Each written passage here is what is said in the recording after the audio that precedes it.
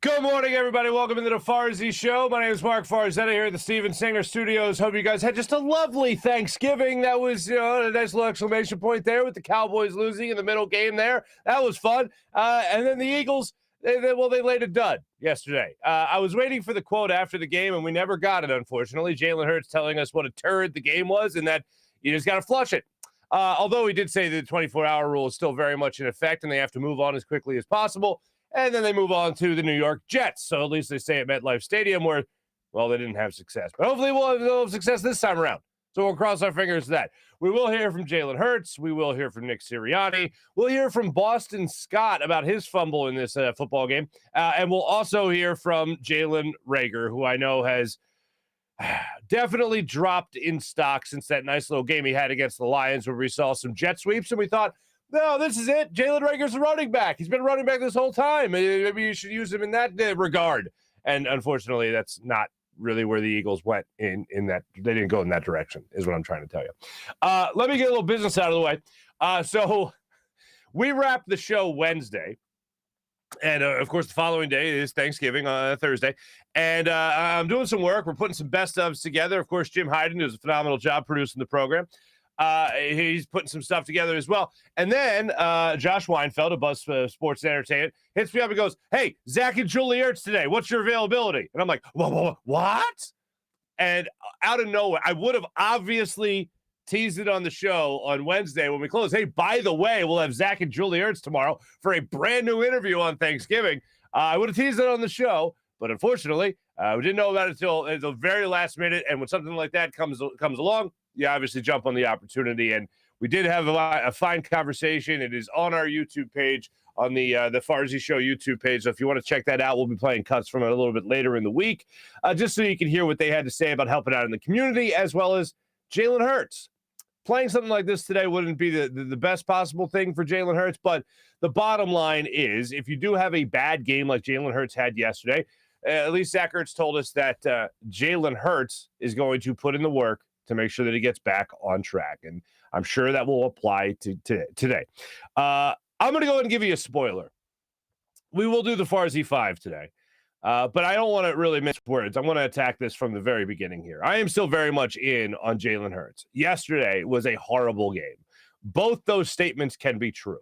You can still be in on Jalen Hurts and acknowledge that yesterday was a horrible performance by the Eagles' wannabe franchise quarterback, Jalen Hurts.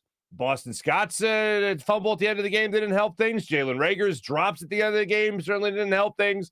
But one thing I hate doing is looking at the way a guy plays for 3+ quarters and going, oh, my goodness, this is terrible. This is dreck. He's missing receivers. He's missing wide open guys. He's not converting third downs. And then all of a sudden at the end of the game, he makes 2 throws. And they're like, oh, well, if he would have made those 2 throws, if he made those 2 catches, that Jalen Hurts bails him out. He's a hero. Yeah, but that's not what we're not just evaluating 2 throws. We're evaluating a whole game. And true that he would have been a gamer and he would have come up in the biggest moment when they really needed him. And that's fine. And that's definitely worth applauding. But you can't be terrible for an entire half and then be terrible for another quarter. And then all of a sudden you make 2 throws, another guy drops it, and then all of a sudden it's that guy's fault. That's not how I evaluate a guy that's trying to be a franchise quarterback. That's how you shouldn't evaluate a guy that's trying to be a franchise quarterback based on a couple of throws. So we'll run through everything today. We'll hear from Nick Sirianni. Like I said, we'll hear from Jalen Hurts. We'll hear from Boston Scott, and we'll hear from Jalen Reagor himself during our Rothman Orthopaedics locker room report following yesterday's 13-7 loss to the Eagles and to the Giants. And this feels like for the Eagles the worst loss of the season. And you might look at that the Cowboys game in Dallas and say, well, they got blown out by a team you hate, and it was in prime time and all that. No, this game hurt the most because they were supposed to win it. And this game hurt the most because you had seen this team play their best brand of football. And it felt like in the beginning stages of this game, they got away from that run game. And they didn't allow that run game to just take that. They didn't allow themselves to play the best version of their brand of football and throw it in the Giants' face. Instead, they got away from that early in this game. In the middle portions of this, especially in the third quarter, when you saw Jalen Hurts start to run the football a little bit more, you saw Boston Scott start to get involved a little bit more. Miles Sanders get involved a little bit. They come out of halftime, they get the big run from Miles Sanders, 15, 20-yard gain from him, and then you saw that go away because you saw they weren't able to convert on a 4th and 2 situation where either Jalen Reagor had another drop or you had another bad pass from Jalen Hurts. So the more this game went on, the more you were waiting for that big play, that big splash play type of moment. And it really didn't happen for this offense. And that was one of the things that was so puzzling to me because I felt like going into this game, you needed to get a lot more from Jalen Hurts. Once you knew the Giants were going to come out and they were going to attack the run game. And the Eagles were still able to put up 200-plus yards on the ground. But you knew the Giants were going to be expecting you to run the football. So you're going to have to look at Jalen Hurts and say, you're going to have to bail us out in some situations. And from the get-go, he just didn't look like he was in sync. You saw a misfire to Quez Watkins down the sideline on a comeback route that was drastically underthrown by Jalen Hurts. Then the next series, you see another ball where he's scrambling to his left. He has Devontae Smith open down the sideline, not a big bomb down the sideline, but open down the sideline.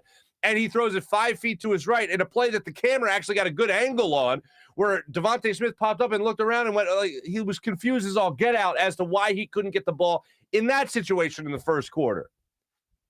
Then the first interception happened.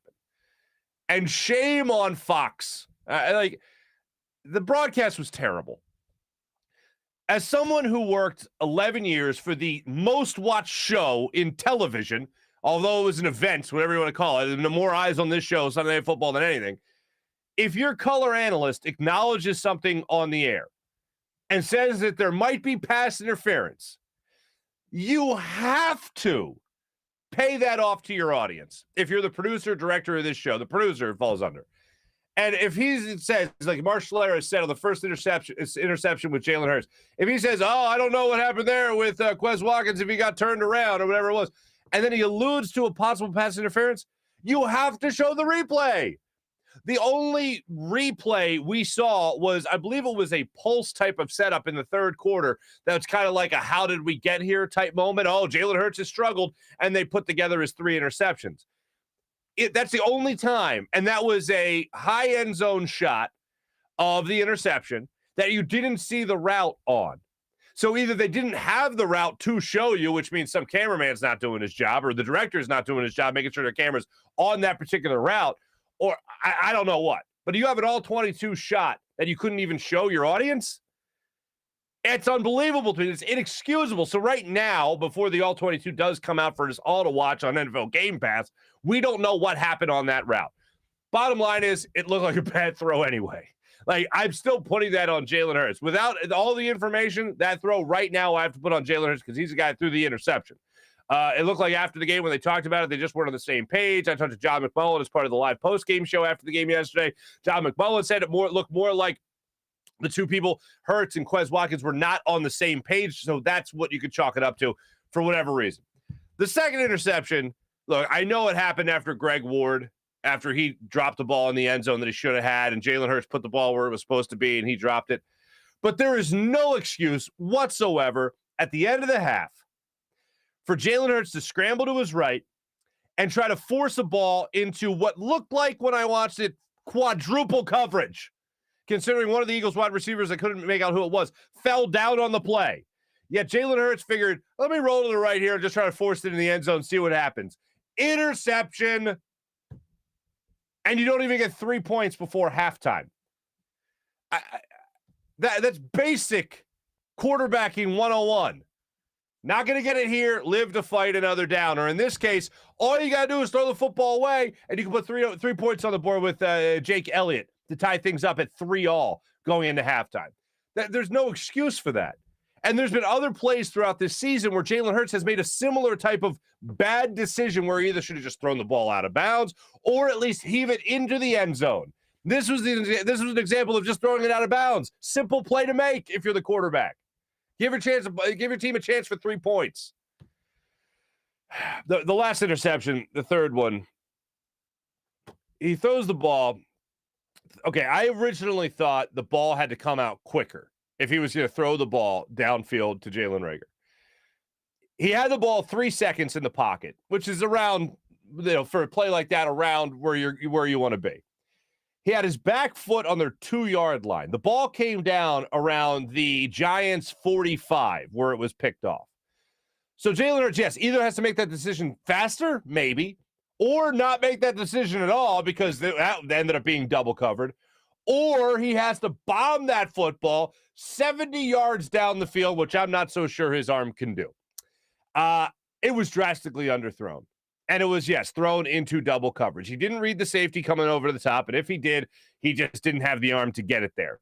But that was another ball that you just can't throw if you're Jalen Hurts. If that ball's there and you see the safety, you just got to take off and run because it didn't look like much was open underneath. And then later in this game, when it comes to anything else other than an underthrow or an interception, I don't know how they don't get the ball into Devontae Smith's hands. And that's where I will look at Nick Sirianni as far as his game plan and trying to scheme guys open. And after the game, Jalen Reagor, Jalen Hurts, Nick Sirianni, they all came out and said that nothing was really that different in terms of they weren't drastically doubling Dallas Goedert. They weren't drastically doubling Devontae Smith in this game to take them out of the game plan. If that's the case, then why aren't you finding them?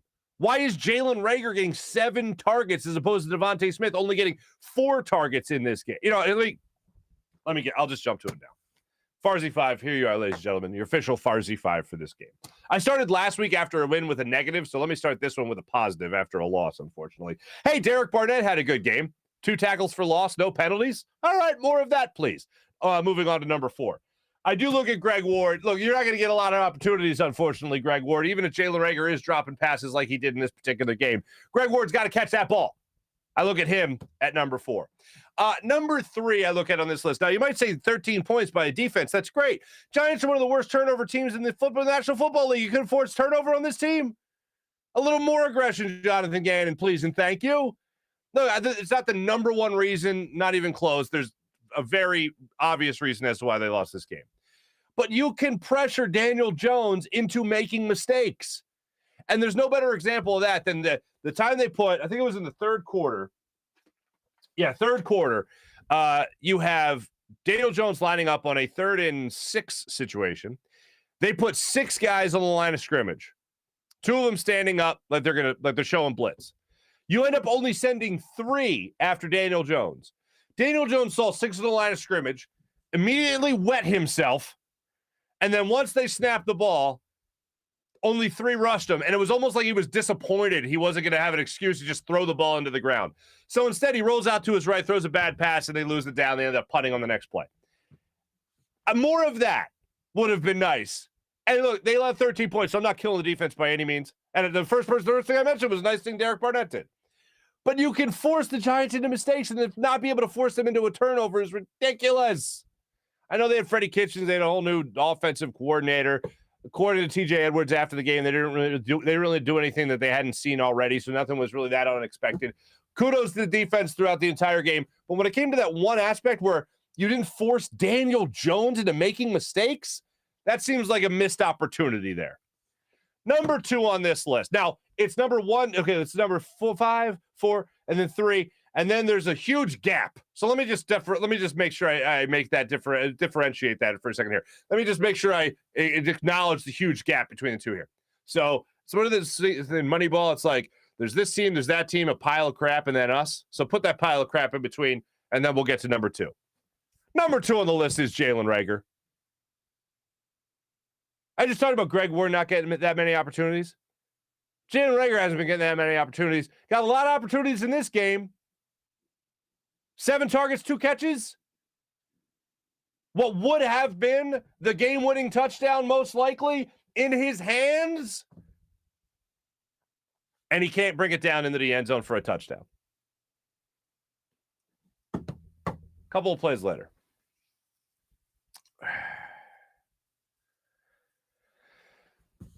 It would not have, I don't think it would have been a touchdown. I know people are saying he dropped 2 in the end zone, 2 game winners. He could have come down. The second drop was on the 1 or 2 yard line. There was a corner right over his head. I don't know if he's falling back into the end zone. Here's what I do know. At the very least, he comes down with that football, 15 seconds left on the clock, maybe 14, rush everybody up to the line of scrimmage, spike the ball. You're going to get at least a throw or a run, most likely a throw, into the end zone for a chance at a touchdown. If Jalen Reagor doesn't come down with that ball and just lean back into the end zone to take the lead, they at least get the ball on the 1 yard line for a chance to take the lead on the very next play. They were out of timeouts. They needed to spike the football. It would have been tight, but I think they would have got it done in 14 or 15 seconds. There was another opportunity, like I mentioned earlier, with the 4th and 2. Jalen Reagor dropped the ball in the second quarter, I want to say, or third quarter, when they were coming out of halftime. And it's just inexcusable. You don't get them any opportunities to prove how valuable you can be in the National Football League. You have to capitalize on every single one of them. And I know he's a first-round pick, and I know he didn't pick himself in the first round, but I remember interviewing Jalen Reagor after he was selected, and yeah, there was no surprise to him he was taken in the first round. He talked after the game about how he wanted to take accountability. He wanted to come out and address the media, and I give him all the credit in the world for doing that. He didn't hide behind anything. He gave you the explanation. He just didn't catch it. First catch could have been pass interference, but it looked like both were hand fighting, and very rarely does that get called, especially in that clutch situation, that big a situation.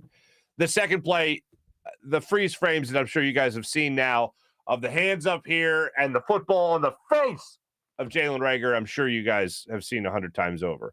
So that's something that you can't do. And then number one on this list for me, without question, Jalen Hurts. And I'm a guy who has waved the pom-poms for Jalen Hurts. I love his mindset, love his work ethic, love that he's trying to do whatever it takes to win. But you can't have bonehead plays like he had in this game. And the one I keep looking at is the second interception, where you're in the red zone. You're threatening to at least score a touchdown, maybe get 3 points out of this, at least just throwing the ball away. And he tries to throw it where you got one green shirt, and then you got 4 white shirts around you. You can't make that play. You can't make that throw. This was an awful game by Jalen Hurts. You can also look at Nick Sirianni, like I mentioned earlier. There are things you could do when you have your playmakers not getting involved in the offense. When you have Devontae Smith, like I said, only targeted 4 times in this game. Dallas Goedert targeted 3 times in this game. Those are all things you can look at and say, Nick Sirianni, why can't we get these guys involved a little bit more than what you had in this game? And when you look at, for instance, Jalen Reagor targeted 7 times. Quez Watkins targeted 5 times. Devontae Smith 4. Dallas Goedert 3. Those were the targets in this game. Where's the rub route on the outside with Devontae Smith? Try to get him open. Where's a bubble screen to Devontae Smith? Why not on that? Why are we I love Greg Ward, man. I work ethic, everything, and he should have gotten more of an opportunity than he's gotten to this point. But why, oh why, on the first play in the red zone, are we going Greg Ward sprint out? Why aren't we doing something that would incorporate Devontae Smith? I mean, that's the type of play that's a one-read play. Your quarterback is getting the snap, running out to his right, literally sprinting out to his right, putting the ball where it needs to be to Greg Ward. Devontae Smith can't run something there. You can't come up with a more creative, maybe a cross pattern, something like that, to get Devontae Smith open, to put him in a spot to try to catch a touchdown for you. That just seems like it seems like it's almost too easy. Especially when that guy is great at getting separation. And especially when you did watch the replays, when they did provide on the Fox network, when you did watch the replays, you actually did see moments where Devontae Smith was open, whether that was the first series of the game, second series of the game, where he was open and Jalen Hurts wasn't able to find him, whatever it may be. Then other times throughout the game, you weren't able to scheme him open. And I loved on the second to last possession, I think it was, Jalen Hurts throws the ball downfield, incomplete, and you see Devontae Smith running up the sideline wide open.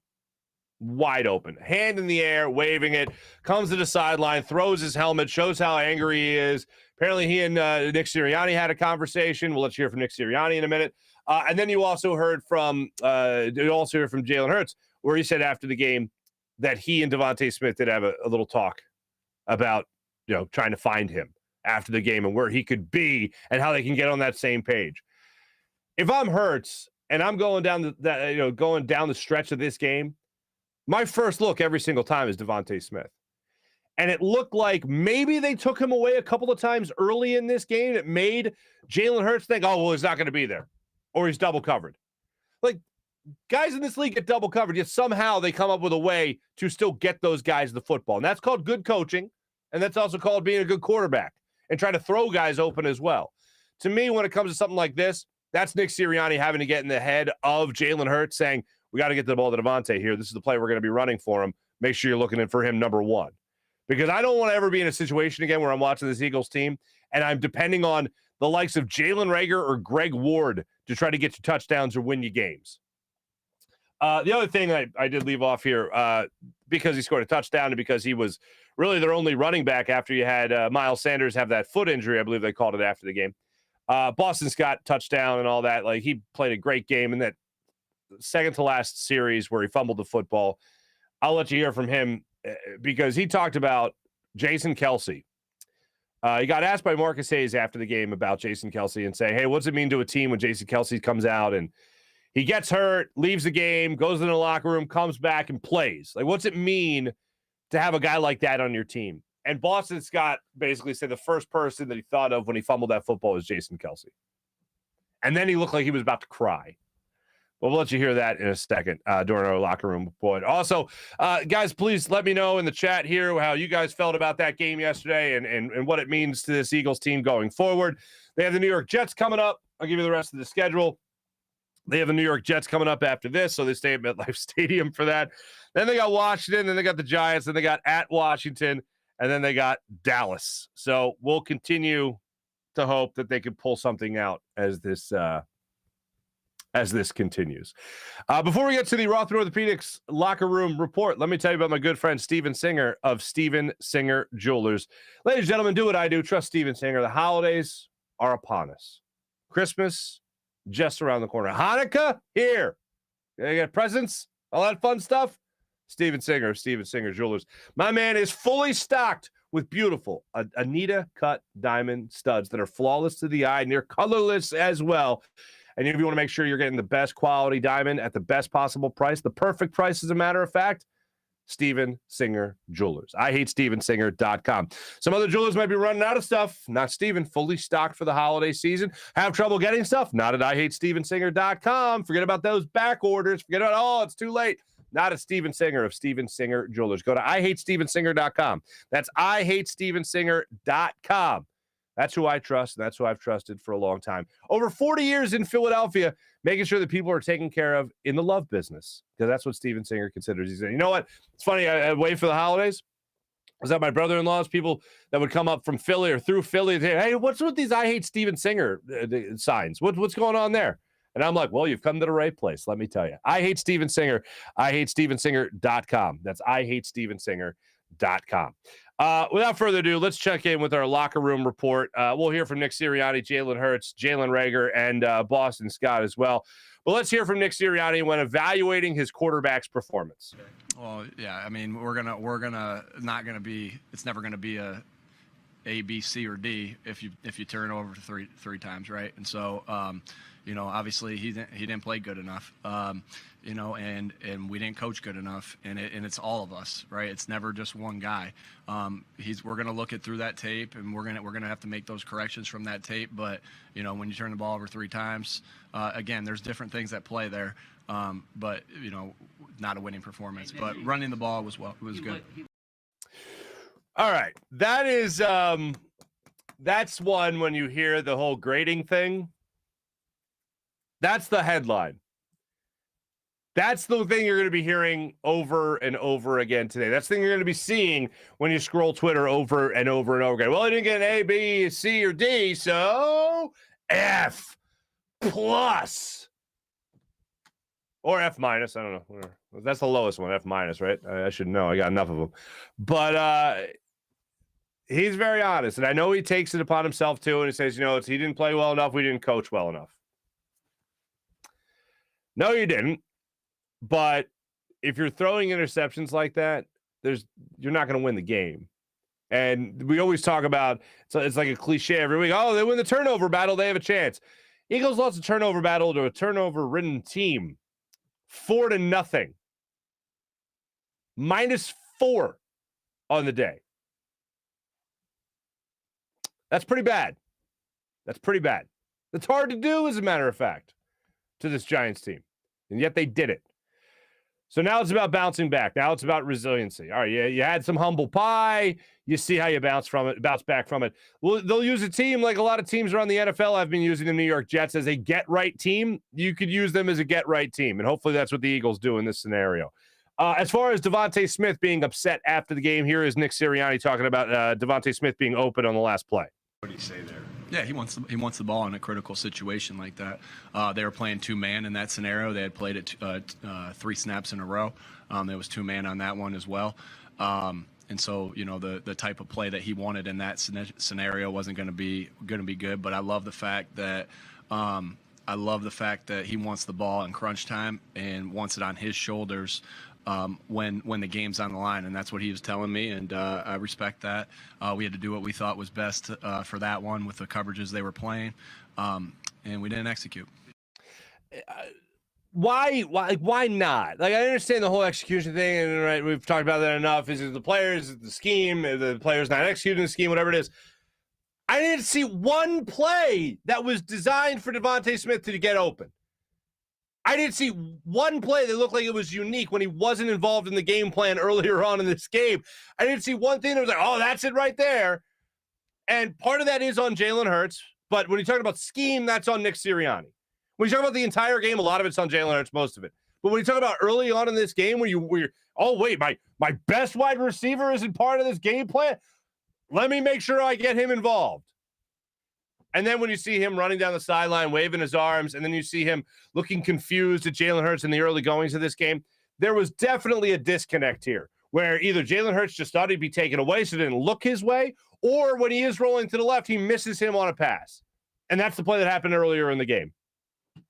Jalen Hurts just looked like I know it's a common joke after Thanksgiving, but it looked like the tryptophan was really kicking in with Jalen Hurts.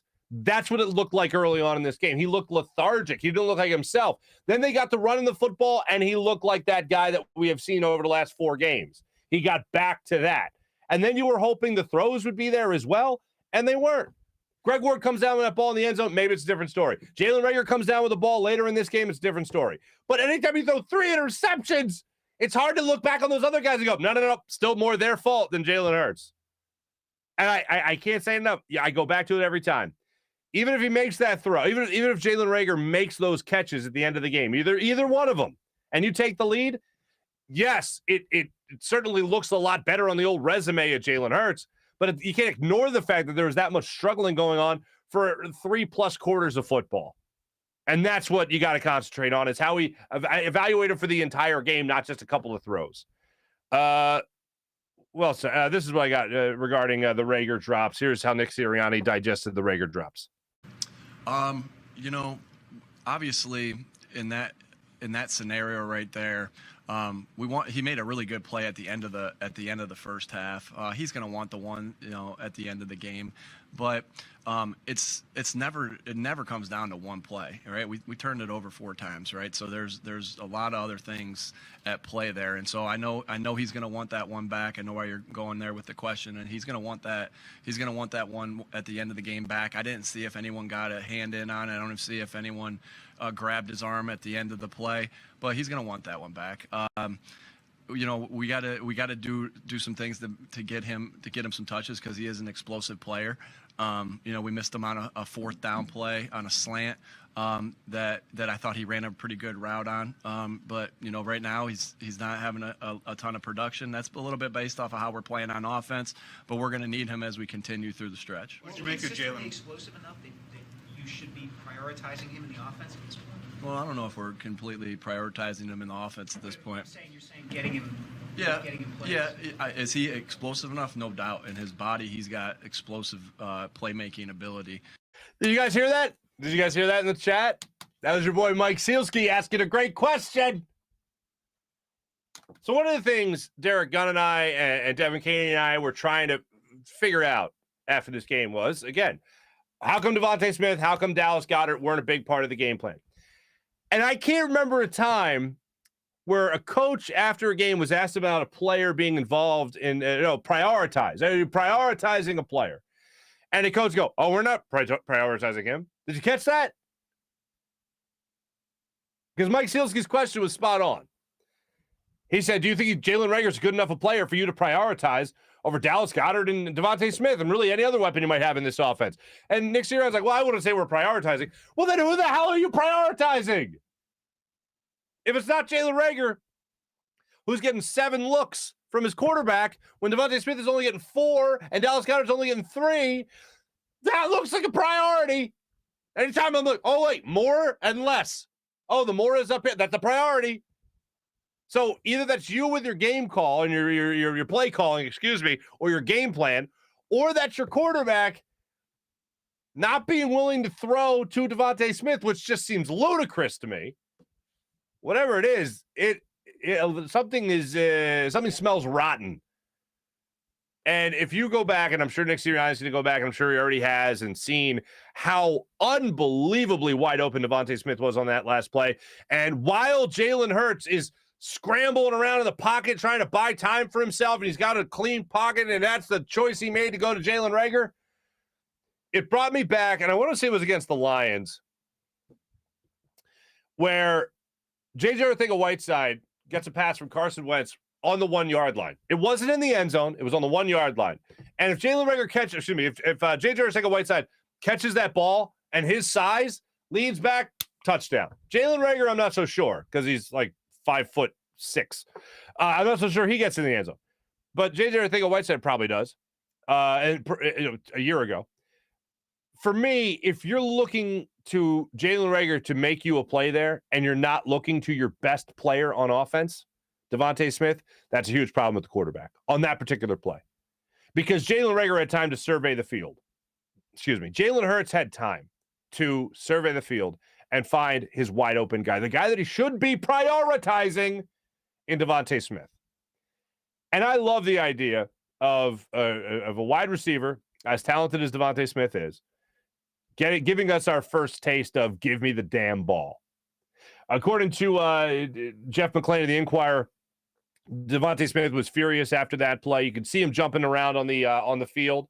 Apparently threw his helmet in disgust, and he wants to catch the football in that situation. After the game, Jalen Hurts was also addressing the media as one would assume, and he talked about the fact that the Eagles had been in this scenario before. I don't necessarily agree with this cut, but here's Jalen Hurts' take on the loss. We've been in a situation like this before, where offensively we failed to get things going early. You see we have success when we do that. We do that at a high level. But today, I put us in a bad situation. I put us in a bad situation with those turnovers I had in the first half, and especially going in with the opportunity to get points before halftime. So none of those are good by any means. And it's something we can overcome. We'll have to overcome. And we will. I know. I never question this team's fight. Never question this team's want-to and effort. Simply was one of those days. It certainly seemed like it. I mean, did you? I hate to be over dramatic. I hate to be over dramatic, right? But it certainly felt like in the early goings of this game, they just didn't have it. And I'm like, no, it's just me and how I feel watching this game because I was driving around for Thanksgiving. I was, trying to do stuff for the show as well. And my daughter was acting crazy and it was a house full of, it's just me being tired. It's me being tired. It can't be the Eagles being tired. They're fine. And they weren't fine. And as this game got closer, I for whatever reason, started to get a bad feeling. And the Eagles in the early goings of this one, mainly because of the quarterback, were kind of confirming those feelings. Even before an interception was thrown by Jalen Hurts, he just didn't look like he had it yesterday. And that turned out to be more or less the case. And the team as a whole, more importantly, didn't have it as well. Now, this was interesting. We've talked about Jalen Hurts saying that this is a turd. This game's a turd. When you have a game that's a turd, you got to flush it. Right? We've heard profound statements made by a quarterback. Zach Berman, who was on the show last week, asked Jalen Hurts, I thought, a great question after the game. He said, you said you'd been here before, but what's a loss like this do? I mean, you came into this game with an opportunity to run the table against some bad opponents. There's a chance that Dallas wouldn't even care about that last game of the season, and they might not even play their starters in that particular game. So there's a chance you got a chance to run the table, basically. Well, Jalen Hurts, I think, summed it up rather well when he talked about what a loss like this does for the team. Take a listen to this. Check your card. Check kind of a check. Who you are, and it's an opportunity to be resilient. It's an opportunity to overcome adversity. Something we've done before, and I have no doubt that we'll do that again. We'll take a lot from this game. I'll take a lot from this game, and we'll move forward and learn from it as a football team. I think we just got to continue to stick to our process and just stacking every day. We're not worried about the next day or the next game. We're worried about right now, this moment, and take advantage of this moment. And we have film to look at and learn from. We'll move accordingly moving forward. Well, hopefully they move forward quickly, and they move forward convincingly against the Jets, against the NFL's get-right team, if you will. And this is a game you're going to give 24-hour rule, fine. But I have to see a convincing – for me to have confidence that they'll at least have a fighting chance as they go through December. Because remember, after they play the Jets, they go into their bye week. And then after their bye week, once again, they got Washington, they got the Giants at home, and they visit the Washington football team, and then they host the Cowboys to end the season. To give us any hope going into that bye week, for 2 weeks going into that bye week, to give us any hope, I need to see them blow out the Jets. I need a phenomenal Jalen Hurts performance. I need Devontae Smith in there with 100-plus receiving yards. I need a game that we really haven't seen from Jalen Hurts so far this season. That's what I need. Yeah, sure, make plays with your legs.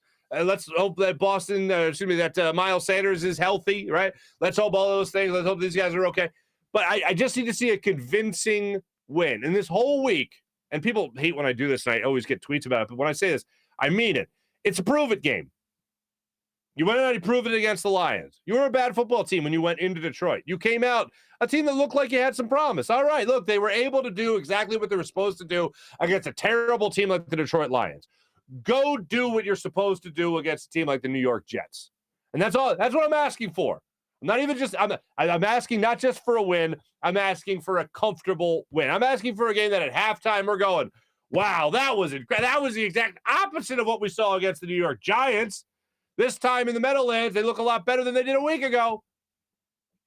Might I be asking too much after this game? Yes, probably. But I believe this team is a lot better than what we saw yesterday because I think the Giants suck. And for the Eagles to play down, I don't believe the Eagles are some great football team by any means. I think they have a chance to give you meaningful games the last 3 games of the season. All right, fine. That's more than a lot of people expected. Man, with the way this season is rounded out, they should absolutely have a chance at the end of this year, last 3 games, to play meaningful games. Not just players jockeying for position on a depth chart next year and playing for jobs and Jalen Hurts trying to solidify his job at least next year. No, it's the way the season is run out with a lot of bad or mediocre teams, the Eagles should certainly have a chance. Go give me a prove-it game against the Jets. Blow them out. Give us all a good feeling going into that bye week so that when you do come back to face the Washington football team, we all feel like that can be another victory. And Washington, unfortunately, they're playing against the Seahawks tonight, Sunday Night Football at home. So we'll see how that game goes. But hopefully that's another game that you can look at and say the Eagles will take care of business. Here's Jalen Reagor on his drops. I want to make sure I get this in here. Just two drops that I would say very uncharacteristic, but, just got to go through the highs and lows and go to the next week and, make the plays. How do you recover from that personally? Just keep going. I mean, I had catches and stuff like that, so I just got to keep going, just not get down on myself. The last one, what was kind of going on that play? And it seemed like Jalen was running around, you were running around. Just kind of describe what happened. It was just a scramble drill, just, him breaking the pocket and, just something we do in practice, just a scramble drill. Conversation like with Jalen after the game? Obviously, we saw how disappointed you guys were. Just keep going. Him, the coaches, everybody just told me keep going. We got each other back. That's nice. Everyone pat on the back. Go after it. Once again, Look, the currency is always talent in the NFL. And I know Jalen Hurts has said many times throughout the season that it's not, you can't be focused on the results. You got to be focused on the process. Well, when you're winning, it's sure nice to focus on the results. When you're losing, the results, no, you still got to focus on the results even when you lose. And one of the things I respect about Jalen Reagor is, again, he addressed the media afterwards. He owned it and all that. He didn't give excuses. He did mention that on the first drop in the fourth quarter, he was on the defensive back was on his back on that particular play. Again, there was hand fighting, and I don't think many refs are going to call it, especially in that situation. It has to be egregious, and I didn't think it was egregious by any means. But the last drop of the game, he said it wasn't a lack of focus. It certainly looked like a lack of focus, especially when the ball hit him in the hands, went through his hands, and hit him in the face. I don't know what else you could call it. A lack of focus would be the way I would describe it. And hopefully he has a bounce-back game, because I'm certainly not really rooting for anybody to fail by any means. And then, finally, I felt like somebody was chopping onions. Boston Scott has an opportunity with the Eagles driving. They get into enemy territory. They're moving the ball down the field, about a minute and a half left in the game. Eagles have all 3 timeouts, so they will get the ball back after this. But Boston Scott, a guy who's been very reliable in his Eagles career, especially against the Giants, averages more yards per carry against the Giants than he does any other team in the NFC East. He averages more yards per catch against the Giants than he does any team in the NFC East. Really, any team he's faced more than once in his career, he averages more yards per carry and yards per catch. This was a game that looked like it was going to be about another Boston Scott giant killer type of game. And Old Faithful coughs it up. Boston Scott was asked about what happened on that play after the game, and he gave a very simple answer and just said that was 100% on him. Guy made a play on it, but he's got to do a better job protecting that football. He said he saw the open grass. He saw the open turf up there at the Meadowlands, and his eyes got big, and he thought he could take it to the house. Next thing you know, he wasn't protecting the football, gets punched out. They fumble. They lose the ball. They lose momentum. And then it took 2 last-second heaves by Jalen Hurts to even give him a chance to try to win this game. So Boston Scott comes out afterwards, and it was actually Marcus Hayes' question. What does it say about a team when you have a guy like Jason Kelce who plays so well, gets hurt, fights through it, comes back, and still plays well? What does it say about a guy like Jason Kelce? And all I'll say is, who's chopping onions? He's a tenacious dude, man. He's the embodiment of this team. He's the embodiment, in my opinion, of Philadelphia, man. Just gritty, nasty, you know what I'm saying? You might knock him down, but he's going to get right back up. He's going to work hard, blue collar. Like, he embodies the city, man. And so he's definitely a big-time leader. I have a tremendous amount of respect for him and how he's been able to contribute over the years. It's just incredible to watch, incredible to see. And so whenever I make dumb mistakes like that, it really, it really hurts me, because guys like that have been in the league for such a long time, and, you don't know how many years they have left, you know what I'm saying? And so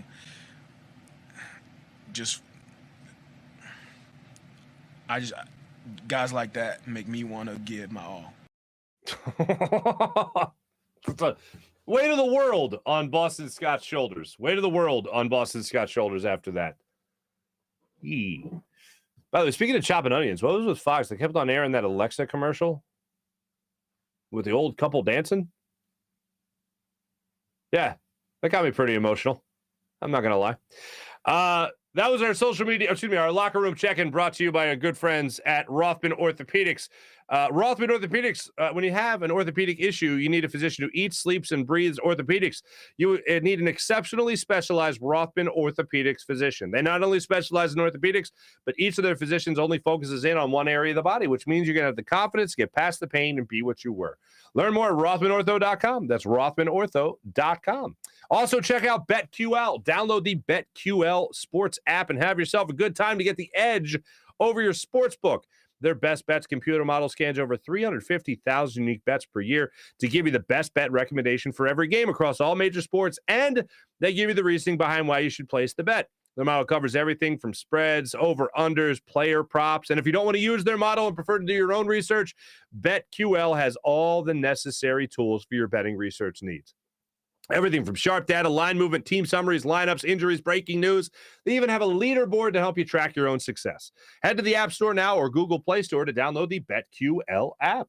Also, check out Steak and Maine Saturday, coming back from Maryland, coming back from Ellicott City, as a matter of fact, is where I was.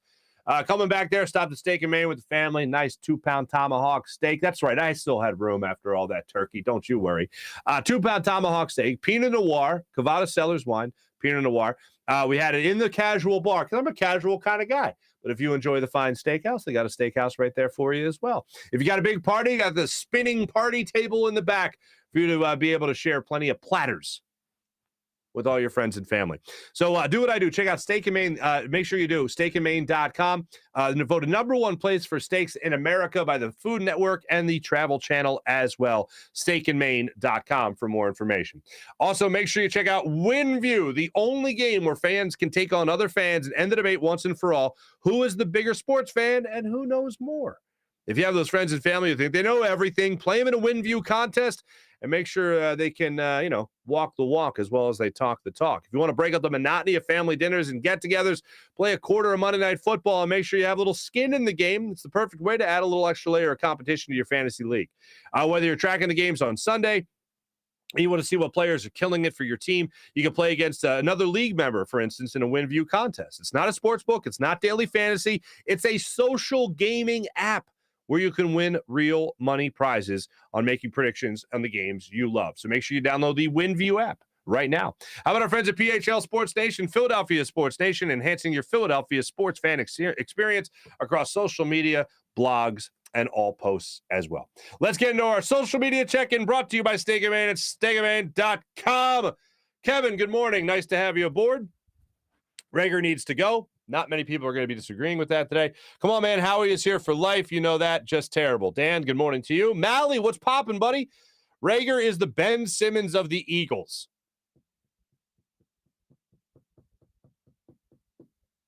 Maybe. I see what you're doing there, though. Mopar, good morning, Farzy, folks. Flyers suck. Yes, the Flyers do suck, and the Sixers lost a heartbreak double overtime game Saturday night. That was a tough one. That was a real big tough one. Vince, good morning. Sean, what's happening? How about Embiid after the game saying, referring to COVID as John? I feel like we should write the CDC and be like, yeah, it's now COVID John. It's no longer COVID-19, it's COVID John. And that's how I think it would resonate in people's ears a little bit better. Sad state of affairs in Philly. Mal, you're absolutely right. But how about the Union? What, advancing to the Eastern Conference Finals? How about that? Way to go there, Jim Curtin. Happy for you, buddy. We keep humble Philly Bull only because we fans keep supporting this nonsense. If we boycott and force the owners in, Howie will be gone. I don't think Howie's going anywhere, unfortunately. I think the Eagles winning 3 of 4 there, even at any stretch in the season, Howie's back. That's the way that's going to happen. I think they're going to beat the Jets. And then you're looking at what, a 6-7 team? Is that where that goes? Anyway, Al, good morning to you as well. Dan, Bill Belichick sees something in Aguilar. Sean, how about that? Top it all off, the Mets are close to signing Scherzer. That's another great one. Whoop-de-doo. Ben Timmons, can't believe it. Neither can I. Mally, it's a sad day when Marc got the emo gray button-up going on. And I even buttoned this button. This is the plunging. This is the shirt where the buttons are a little off my other shirts. It's not made by the same brand. So the buttons are a little off. So if I don't button the second button, oh boy, plunging neckline galore, folks. And this is a family show. Marc doing the Italian exercise today. Must have the bet on the over again. My hands are all over the place again. Yeah, me scusi. Good morning, all. Good morning, Mike. Oh, what's up, Fuji? How you doing, bud? Really saying throw the ball to the end zone if you want to save time for the field goal, and couldn't happen in that situation. What couldn't? Yeah, John Cheeseborough, you're right. It's a dumb situation. I can't get over the idea, and I think it was even LaShawn McCoy who tweeted out it was high school stuff. Like, you got to be able to make that play as a quarterback. You got to know the situation. 3rd and goal. You're down 3. You're a field goal away from tying things up. The minute that, even before that, it's like in baseball, they tell you all the time, oh, what do you do with the ball before it's hit to you? You have to be thinking that. They teach that in Little League. Same thing in football. All right, on this play, 3rd down and goal. If there's nothing there, throw it away, and you get the field goal. Don't force anything here. No unnecessary risks. Basic quarterbacking 101. And Jalen Hurts makes that mistake. Inexcusable. Rebuilding year, loss like that, supposed to make you feel like this miserable, totally ruined my night. And to those who say it's only a game, Dan, you're absolutely right. Like, we didn't expect anything. I said, no, if Jalen Hurts is great, then all of a sudden you can look at this team and say, oh, maybe a playoff team. He hasn't been great. He's been very good, but he hasn't been great. And this game was an example of very, very bad. But to watch this game, see, I don't care what your expectations are for a full season.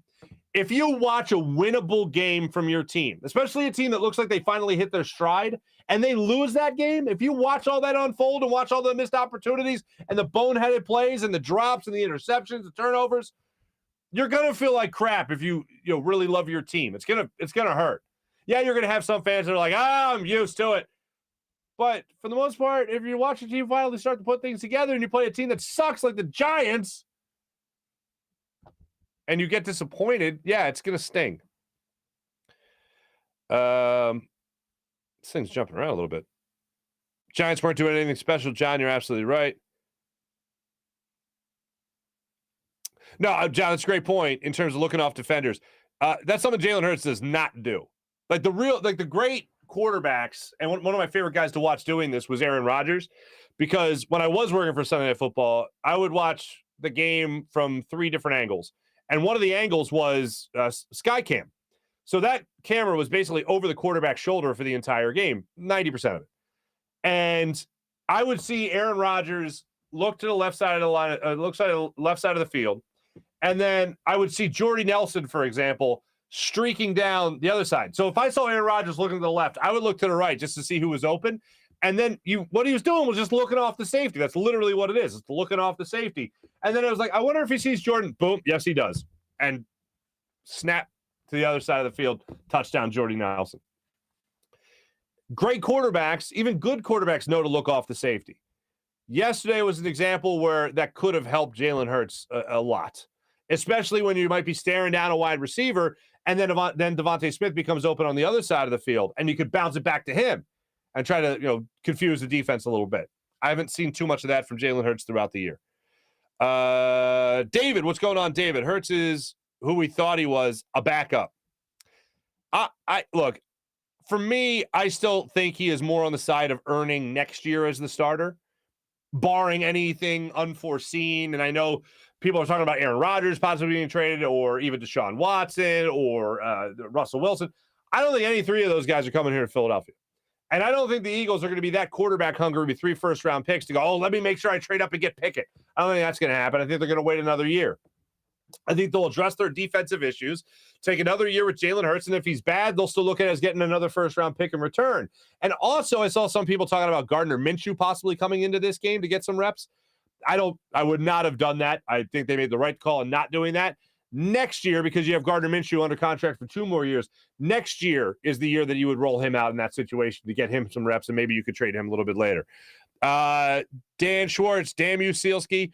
April, good morning, April. Reagor is awful. Why the bleep did we keep getting targeted? Why did he keep getting targeted yesterday? I wish I had answers for you. Hey, a lot of people making the comparison with Justin Jefferson. You don't got to tell me. Look, DK Metcalf, revisionist history. Definitely. Justin Jefferson, not revisionist history. I went into that draft saying, go get you Justin Jefferson. Justin Jefferson on the board, you take Justin Jefferson. Justin Jefferson on the board, they didn't take him. They took Jalen Reagor. Team sucks. I rest my case. I should be the GM of this football team. Actually, we should just award GM of this football team to anybody in the chat. You guys would all do a better job than Howie. Julian, good morning. Nice to have you. Jefferson is lucky he's not here. Humble bull. The whole organization is trash. Mopar, Devontae Smith is begging for a quarterback to throw him the ball, not a running back pretending to be a quarterback. Ooh, Mopar. That's exactly what it feels like, especially yesterday when you have everyone's throwing performance in the season. Let me see this real quick. I want to make sure I get this right. Oh, that's difficult to do. To have both a passer rating and a quarterback rating of 17, that's hard. That's difficult. Not even mad. I'm impressed. No, I am mad and I am disappointed, and it's heartbreaking actually. So yeah, that's a bad day. That's a bad day. Agree with everybody completely. Thank you, Cecil. Zach, what's happening? Sushi, what's going on? Sushi, I am sad. Sad Sushi. They let Howie call the plays. John, hello again. Nick, what's going on? What a lousy game. Brett, what a lousy game. Nick says his team is just a tease. Nick says, Benny! I like when you guys shout each other out. I love that. The team totally overlooked this game. So frustrating. April, you might be right. Very John, very uncharacteristic, according to Jalen Reagor, about his own play. Very uncharacteristic from his touches. Very uncharacteristic, my ample posterior. You can't catch the ball. Sirianni is Bill Murray in Groundhog's Day. I am here for any Bill Murray reference. Thank you, Mopar. Man, Scott was struggling. He was struggling. The pop at the end. The pop at the end. Blah.